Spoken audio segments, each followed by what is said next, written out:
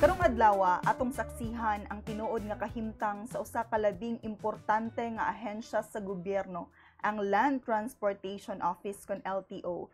Sa nadawat nga mga reklamo, isyu o kontrobersiya gikan sa dugay nga proseso, kakulangan sa ID cards, hangtod sa bayad og fixers, daghan ang nangutana unsa kahay kahimtang karon sa LTO, naabay kabag-uhan, naabay hustisya ug serbisyo nga angay sa katawhan.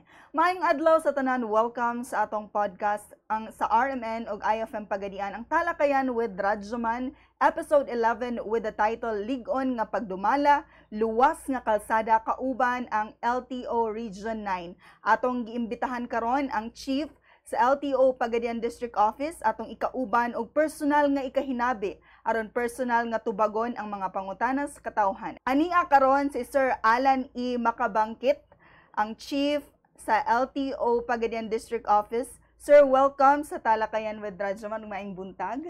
Maayong buntag, Ma'am Juby, o maayong buntag sa tanan. Nagpaminaw diri sa DXPR, ang number 1 na radio station sa Pagadian City o sa Intero, Zamboanga del Sur. Maayong buntag sa tanan. Alright, so thank you so much po sa pagtubag sa itong imbitasyon dinhi sa Talakayan with Radyoman. Karon sir, unang-una sa tanan, Sir Alan, unsa gyud ang role o responsibility sa LTO Pagadian?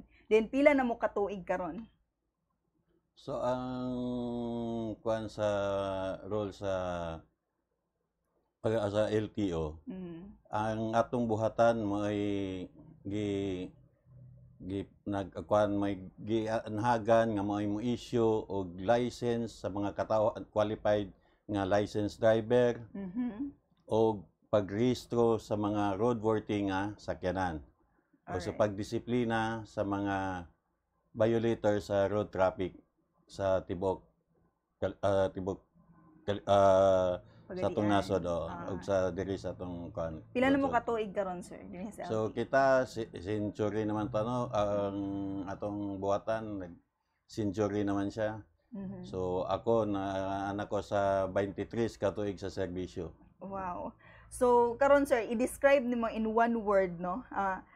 Ang LTO isip ahensya sa gobyerno.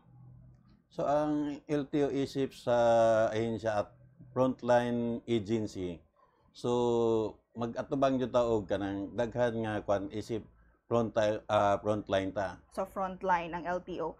Unsay responsibility sa LTO? So ang atong responsibilidad marang pag-issue og mga lisensya sa tarong nga mga driver og pagrehistro sa mga sakyanan nga roadworthy nga padaganon, safety padaganon og pagdisiplina sa katawhan nga nagsupak sa traffic nga mga balaod.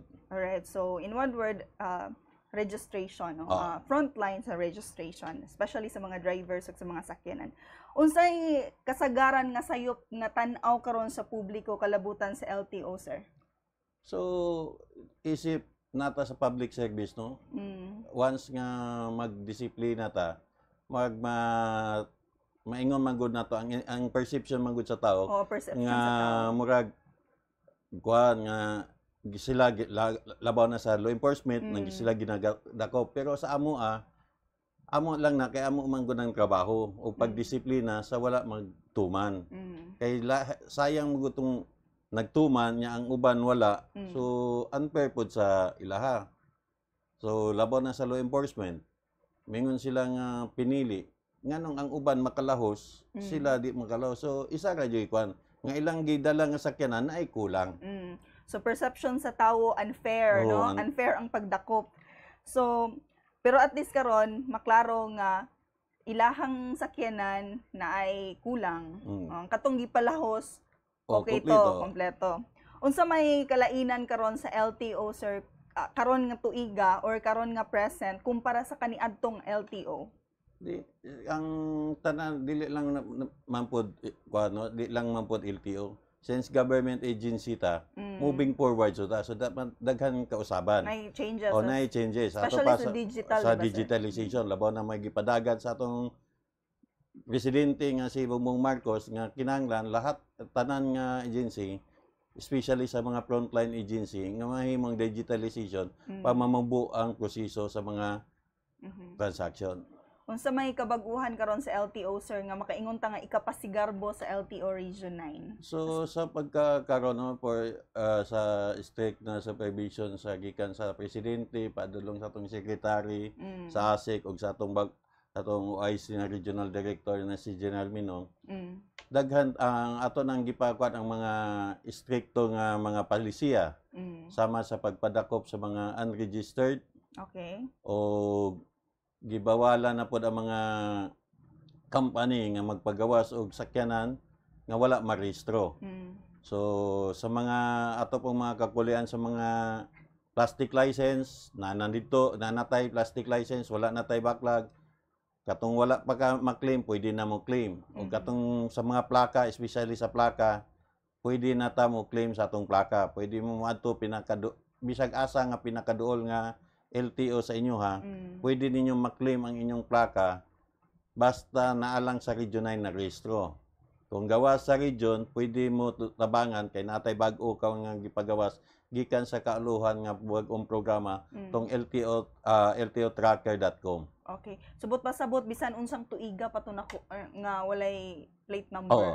Bisag unsang tuiga nga walay plate number, pwede na ta mo claim o plate number sa LTO. Right. Naghisgot man gid ka, sir, sa proseso karon naghisgot tag issue ay bali ang kabaguhan, sir, karon nga naay ang mga kumpanya karon dili na maka-release og sakyanan kung walay plate number. Subot pa sabot dala na dayon. Dala na. Mas maayo, no? Maghisgot ta sa serbisyo ug sistema karon sa LTO. Daghan ang driver nga nagreklamo sa dugay nga proseso sa pagkuha sa renewal, di ba, sir? Unya pagkuha niya renewal sa lisensya. Unsa may mga lakang karon nga gihimo sa LTO aron paspas ang proseso?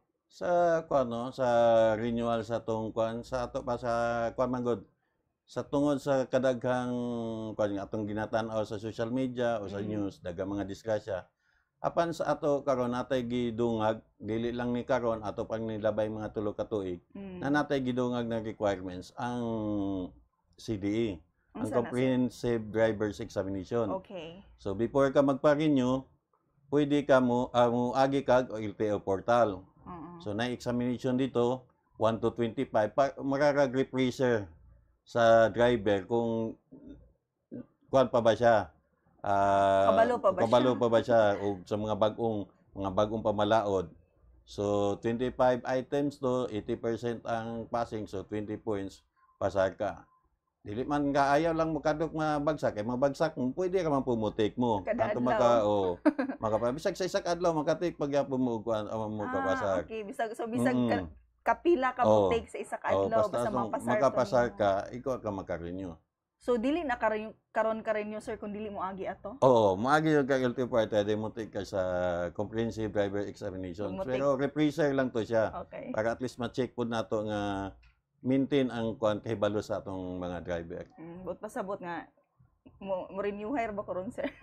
So mo take yung unsa may solusyon karon sa LTO sa issue nga kani bitong kulang tong plastic cards nga lisensya? So solusyonan na ba ni, sir? Sa plastic card no sa pagkaron last year pa wala na tay backlog. Okay. So katong nay mga papel pa gigunitan, pwede na mo adto sa opisina, pwede na ninyo i-claim yung plastic. Okay. Unsa bay plano karon sa LTO pagadian nga magpadayon tong full digitalization? Magpadayon, sir, sa status ato? So ang dili lang man LTO pagadian national policy man jud nga digitalization. Alright. Dirita sa mga issue kalabutan aning mga fixers, wala na pagsalig corruption, no? Sa tinuray lang daghan gyapon ang nagaingon nga masayon pa daw moagig fixer, sir, or di ka magbayad-bayad kaysa mosunod sa sakto nga proseso. Unsa may imong masulti ani sa publiko nga nawad-an og pagsalig sa LTO tungod sa aligasyon nga inana, sir, nga moagig fixer, bayad-bayad ana? Sa ako sa experience ako nga diha ko sa Pagadian, wala man. Kaya ang ako ang buhatan manggod sa LTO na manggod tay mga allied services sama sa insurance, driving school, medical, emission test, PMBIC. So mga allied services na sila. So ang uban nga una dito, So ilang po nga taga authorization mo kuan mo facilitate kami dia sa ako alang dia sa pagadian amo jud nang wala jud namo nang tolerate kay bisag makita karon bisag sa guard once nga walay tuyo sa opisina kung walay dala dili jud na dili ko kasulod sa opisina. Man ang tao unta akong hangyo ay ayaw na mag-agi og kuan diretso mo sa opisina. Kay saktong proseso. Ang kuan sa kuan ang among buhatan andam jud mo kuan ayaw mo kahadlok. Kay kami na as public servant mo serbisyo jud mi. Unsay imong ikastorya aning mga FB pages sir nga mag-post kung asa mo nandako aron makalikay ning mga driver. Oh, mo lagi na mo ni kuan nato no kanang kuan so mo lagi ning ingon na digitalization so advanced na pud ang atong kuan pero sa kana magud nga kuan dili man gud ang atong dili man gud ang LTO inyong gikuan ang inyong man kaugalingon inyong giilad.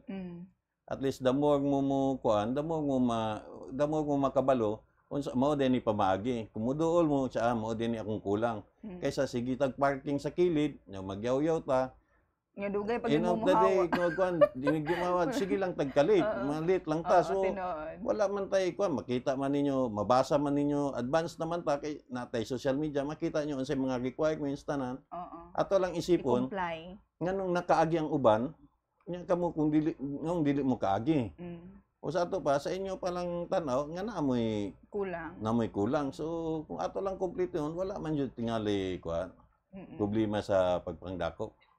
So pasagdan na sa atong mga Facebook pages. Oo, normal pero mas maay man gud na nagkwantay pero ang ako lang ang advice man gud nga kuan kasagara pud na manghunong kanang mahadlok lagi anong mahadlok mo kung kompleto atong kuan. So mingon sila nga daginoton dili man gud sa ingon nga daginoton. Trabaho gyud ni. Trabaho jud namo labaw na karon sa kadaghan na sa disgrasya ug atong gi-promote ang road safety. Labaw na sa mga motor kining mga batan-on tangtangag side mirror. Wala sila kabalo nga mao nay pinaka-safety. Kay kung magbalhin-balhin ka sa pikas nga side, makita nimo ang sa likod. Magtangtang. Sunod ang uban mag-ilis og suga nga kung diri sa syudad well lighted man. So dili pwede na mga lead light nga kungon ay puy ko. Anay uban mag-ilis og muffler. Katong dako jud kayo. Dako jud kayo. Nabay uban dili daw dako pero since na hindi standard makakuan lang gyapon sa paso. Makadisturbo no. Basta kung naayos lang mga pangutana anda mong kuan nga mo tubag og mo tabang kung sa mga kakulangon sa ilang masakyanan.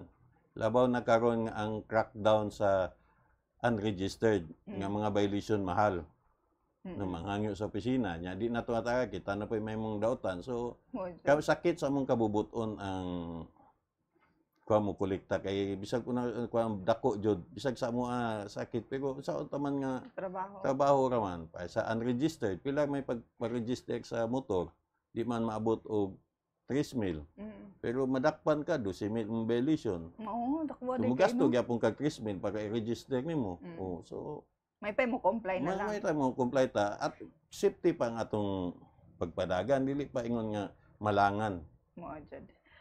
Sir, nabay empleyado sa LTO nga nasuspende gumikan or naimbestigahan tungod kay gibayran ana? Di man sa kwan in terms of in national sa kwan na may makita man sa social media na mga under investigation so pag ipa-explain gi-issuean og SUCOS order ano na jud mga kwan na basta na mga complaint na subot pasabot nahatagan yung aksyon tong mga empleyado nga tanan nga naay complaint gi-kuanan jud. At least no adunay pagsalig ang gobyerno nga tanan nga mga gibutang o gihatagag responsibilidad ana naagyud sa husto nga pagtrabaho no. Sir, unsay gihimo karon nga lakang aron mabalik ang pagsalig sa publiko nga sa LTO knowing nga ang uban no dili mo salig kay mo lagi na daghang naay mga empleyado nga wala po nagtarong sa ilang pagpanarbaho. So sa kuan so far sa pagkakaroon rabaw nag atong gikan sa taas kauluan og kuan gi-emphasize Ako makita jud nato unsa ka stricto ang palisiya. So ang ako lang laging advice, ang na-observe man gud nako sa ang katawan, nga the more sila nga madlok. Kami man gud as ministerial agency, magpasugo sila umoni na mag-iuban nga kabalo unsay ipadala. So since ministerial nga dalon ang mga proseso, among ginadawat. So katong na mga personal, kuan jud mo kay ang LTO karon pala jud sa makaron amo tanang plaka amo nang gi-comply, ang plastic amo nang gi-comply, ang panerbisyo amo nang gi-comply. Basta og umadto mo sa opisina, gina-post na namo tanan unsay mga requirements, natay citizen charter, unsa ang mga kuan dito. Kay dali ra ang kuan. Ang ato lang wanggong mo sa nga malangan kay sa naka-specify man gud sa mga citizen charter pa kita gibutan nato. Renewal 1 hour lang. So gikuan na pud sa mga tawo nga inikabot nila alas 9 kinahanglan mahuman alas 10. Ang problema man gud dili ato lang pud magsinabtanay lang pud nga dili ra man gud ikaw isa atong kliyente. Ang kliyente. So mo sa nagpatong-patong so imo nang i-add nimo so naadyo tay extension. So at least importante mahuman within lang. O within a day o kung gamay ra dali ra jud. So kanang madugay nga kuan so daghan o kasagara naman jud dili man to nato ka kuan kay ang uban literal ra o ingon 1 hour ra yung anong half day o pero wala man na entertain dayon kay daghan pud kayong entertain. Pero na entertain na ilang papel na dito sa sulod pero ginahinay nag-evaluate yung tawago na man na ay number. So pero katong nabutang manggod dili magud nato once nga daghan na. So magkuan lang pud ta na ako lang po yung mga pasensya nga kung kuan saan lang pud nato ang pasensya kung labaw nagdaghan. Sir, giunsa ninyo pag direta sa pagpatuman sa balaod trapiko no? Giunsa ninyo pagpatuman ang balaod trapiko especially kanang no registration, no travel policy ug uban pang national policies. So sa agency no ang LTO tulo man among basic paghatag og lisensya, pagrehistro, then ang ikatulo ang law enforcement. So mo nay pangil kay mo man gunay magdala sa tanan nagpalihok. So ang kuan jud namo gikan sa initial registration na naman tay palisidaan nga dili makadagan og walay rehistro. So ang mga company pwede ra sila ang gikan sa company nga sakyanan sa una, gikan sa company taman ka sa balay. Taman di mo gawas ang OR within 7 days, dili pwede pagawa sa tagiya sa motor. Ay wala naman tay special permit. So sa Lunes po nagpilot na ang kauluhan na 1-day registration. Kay nami bag-ong programa nga promise sa wala pa mahalin ang motor na intended na plaka sa iyaha. O ay sakyanan. Wanang kuan na intended. So i-upload na kana nga sakyanan na siya intended nga sakyanan. Mura na siya og accessory po sa accessory. sakyanan. So pag abot ni sa buyer, o mo ini iyang paliton, i-download lang to sa dealer. Tanan requirements kay siya nakabayad, i-download lang niya ang ngalan sa kuan, madawat na namo sa LTO. O unsa to plate number. Madawat na namo unsa to mahalin. So among i-evaluate, amo pong i-download, among i-forward sa ilaha. So among i-scan among makita na dito ang CR o OR. So i-print nila mo to ihatag sa kuan astang plaka. So muna kabaguhan karon sir. Kay naa sa dealer ang plaka. Sa wala pa mahalin na intended nga plaka sa company. Mas paspas na gyud na sila stock nga plaka para sa ilang mga stock food nga sakyanan ug motor. Oo. Naatoy nag-viral karon sir sa social media nga usa ka batan-on nga nagvideo siyang kaugalingon ba while driving niya. Gidako pun sa imong ikasulti ato sir. Di na naman gud tay balaod sa Anti-Destructive Driving Act. So primero jud in general gikuan na bawal maggamit og cellphone or any electronic gadget while driving sa public. So na naman goy balaod. So ato kinahanglan ano bagbod siya kay aron makabalo pud ang tao nga naa jud ay balaod ana. Especially kay influencers. Mga influencers siya makabalo pud sa uban nga uy dili na di ay kay abi mga paggamit sa cellphone seconds lang kung magdagan. Piti dayon. Dali ka kay taman disgrasya nga kuan. So matang dili nato ikakuan kay naman joy naman goy balaod jud nga at least na ipagpatuman sa balaod, no? At least aware po ang mga, especially mga kabatanunan, mga vloggers, mga nag-video karon, no? Tanan na lang i-document mangud sir hasta ang pag-drive, no? Bisa inas ni sekretaryo sa kung kinsa tong makabidyo sa mga abusado nga driver, pwede i-upload para ma-issuean og show-cause. Para sa para sa mga sa social media nga makita.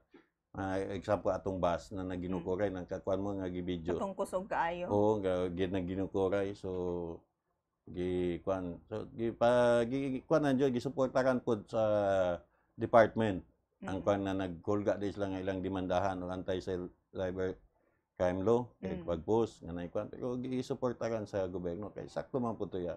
As di kay public man gud sunod kinabuhi ang imong karga nya magginukuray mo sa kuan dili na po na sakto nga mga driver nga wala yung kuno na mga drivers. Kinabuhi ang ilang gidala sa pagmaneho. Unsay nahimong action ato sir sa mga nadakpan? So unsay consequence, unsay mahitabo sa ilang lisensya?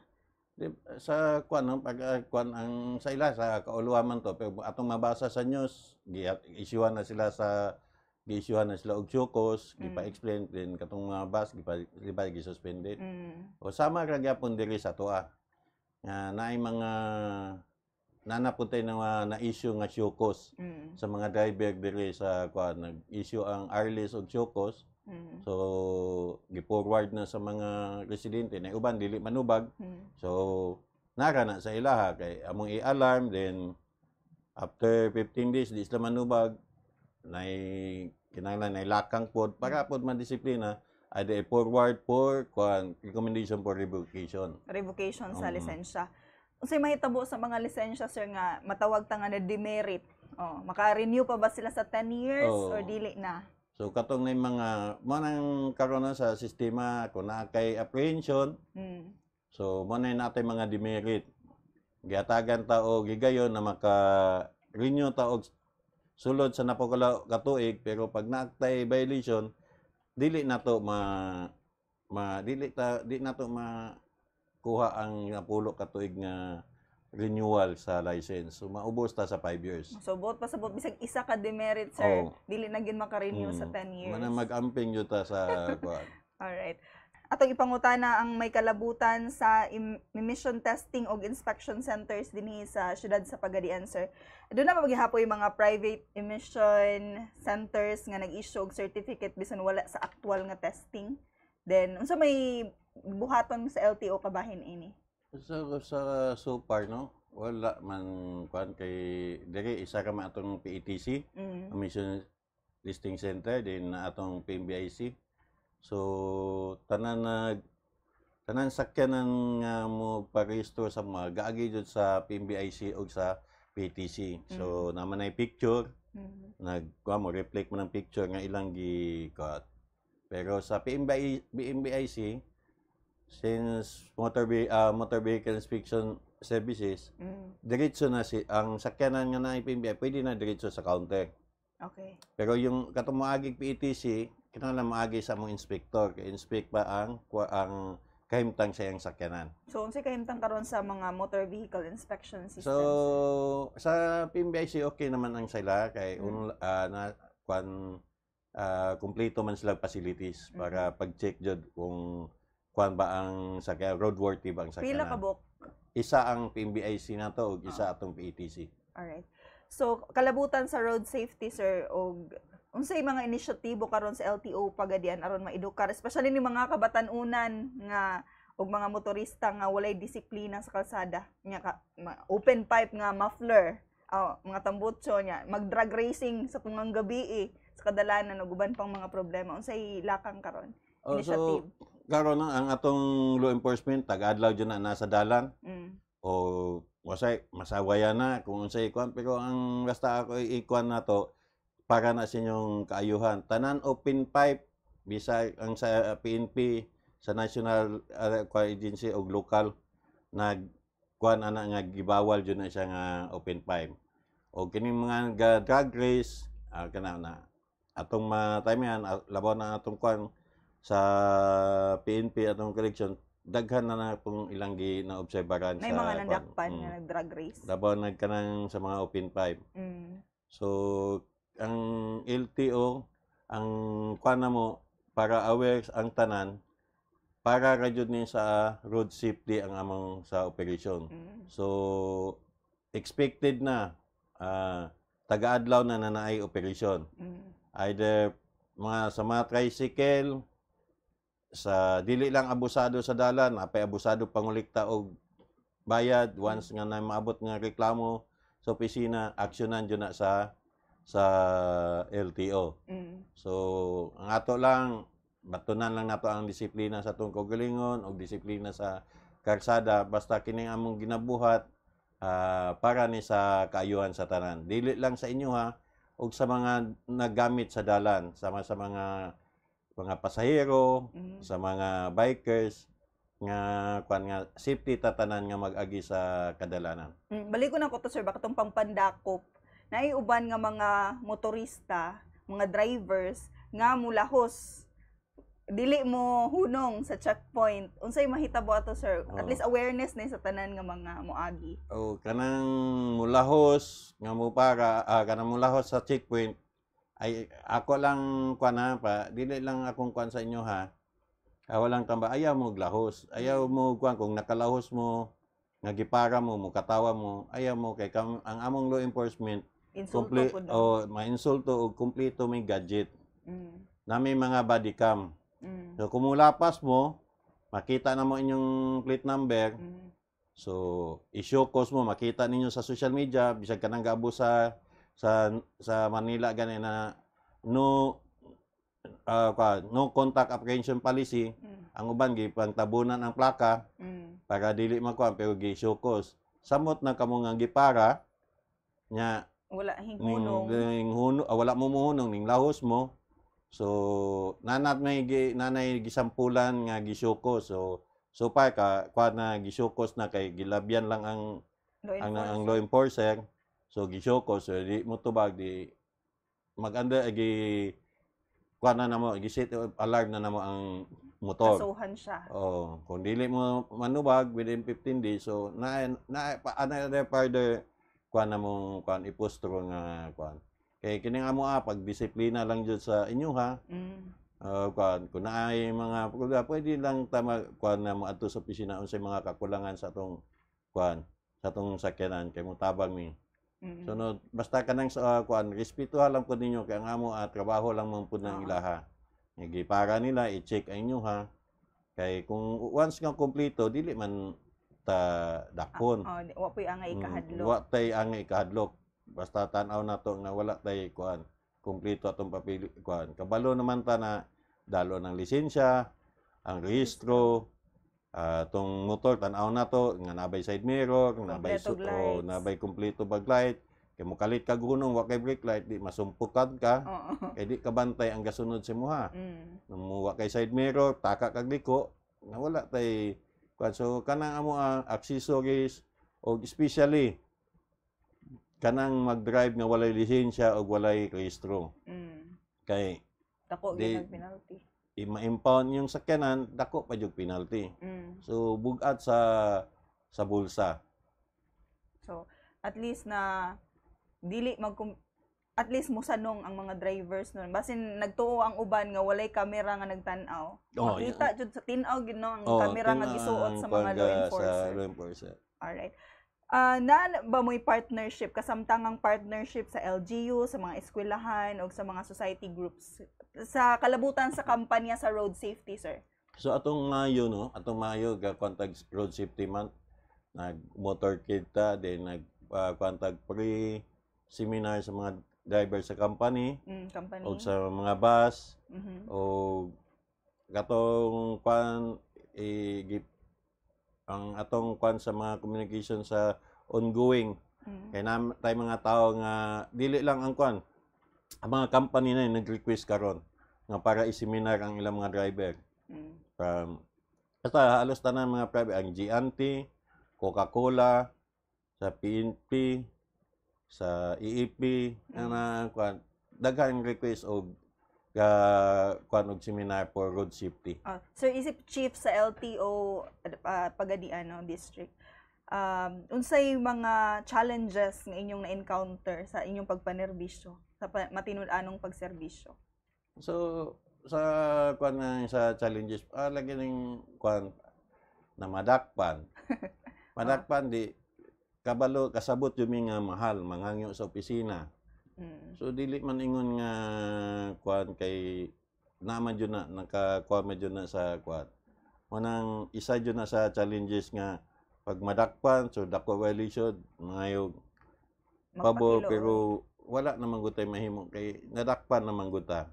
Manang sa kuan og naatay tuyo sa opisina ayaw jud mo kahadlok. Diretso mo sa opisina na window dito na may pack day. Na CSR, pwede mo inyo duulon ang sa inyong kinahanglanon mo atubang na ang among mga empleyado. Sir, isip LTO chief kung naa kay gahom nga nay usbon sa inyong sistema sa LTO unsa man? So sa kuad naman sa ang kinimagod ang sa system ang sa LTO dili lang ingon nga dili ka pwede ka nga one kuad. Kay ang collaboration man gud sa public.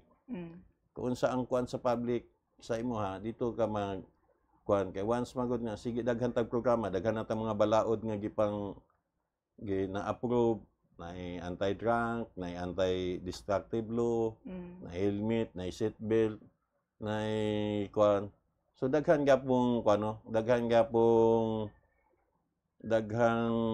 gapong madakpan sa kadaghan nga kuan makita man na nato kay kuan naman ta sa communication na natay social media makita pero nadyo ibang tao nga kuan so dako kay nga challenge nga kuan pero in general lang dili lang sa mua sa tanan lang kuna lang jud tay disiplina sa tong kaugalingon mas dali magkasinabot maghapsay kay kami ganahan pud mi nga compliance ang mga driver. So sa pagkakaroon wala kay gustong like mausab sa sistema. Ang atong sistema karon okay ang going forward ang karon sa LTO going forward sa digitalization. So para sa public service. Ang kuan lang nato ang kato lang naging ano sa mga katawan o bisag kita nga disiplina sa kaugalingon kay kani laging ang amo gaan pud sa mua. Kung naay disiplina mas maubos mo gamay-gamay pud among trabaho. Oo. Kay wala na gulo, wala na kay adto na mo, wala naman day violators so magkatabog kuan ana lang na kuan no. So combine effort sa amo ang public servant ug sa mga client nga naggamit sa public highway. Alright. Lastly, Sir Alan, unsa imong mensahe ngadto sa publiko kalabutan sa LTO? Akong mensahe sa publiko katong ato mga sa backlog ato nang gikuan na sa gobyerno solusyonan katong walay mga plaka nga na-rehistro diri sa Region 9 pwede na mo kuha sa inyong plaka bisag asa nga duol nga LTO. Ipakita lang nato atong CR ang latest nga OR o valid ID kung magsugo mo padali lang ninyo og authorization letter ka mo claim kung wala pa sa inyo ang ngalan sa motor kung inyo napalit wa pa ma-transfer o i-present lang ninyo ang deed of sale o valid ID sa first owner ug sa inyo Kasa kami mo pero dili mi mo release og plaka nga wala ma-rehistro. Kailangan atong i-renew pud atong sakyanan para ma-claim pud nato atong plaka. Alright, daghan kayong salamat Sir Alan Makabangkit ang Chief sa LTO Pagadian District Office karong buntaga no. Salamat kaayo sa pagtubag sa among imbitasyon og grabe daghan kaayo nga mga importanteng angay masayran gyud sa katawhan especially sa mga adunay tag-iya sa mga tag-iya og sakyanan or sa mga drivers karong buntaga. Og mao katon ang naglangkob sa programang Talakayan with Radyoman nga dunay episode title nga Lig-on nga pagdumala luwas nga kalsada kauban ang LTO Region 9. Kini si Pia Radyoman, 18 Bel Quibra Tatak, RMN.